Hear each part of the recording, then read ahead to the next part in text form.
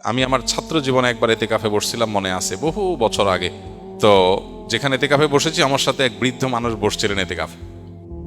তো শীতের সময় ছিল তখন, রমজান, অনেক শীত, মসজিদে একটু ঠান্ডা বেশি। আমি হঠাৎ করে দেখি যে মুরব্বী নাই। তো দেখলাম মুরব্বী কই গেল, ওয়াশরুমে গেলে তো এত সময় লাগার কথা না। পরে তাকায় দেখি যে মসজিদের সামনে বাইরে ঘাস ঘাস বিছানো মাঠ, উনি ওখানে রোদ পোহাইতেছেন। পরে বললাম, মসজিদে বললাম, চাচা এতেকাফ অবস্থায় তো রোদ পোহাতে বাইরে যাওয়া যাবে না। তো উনি খুব জোরে ধমক দিলেন। আমি ছোট ছিলাম, মাদ্রাসায় পড়ি তখন। বলছে, হ্যাঁ তোমার মাথা, এতেকাফ ভাঙা এত সোজা মিয়া? আমি কি কারোর সাথে কথা বলতেছি? আমি রোদ পোহাইতেছি। এরকম ধারণা আমাদের সমাজে অনেকের মধ্যে আছে।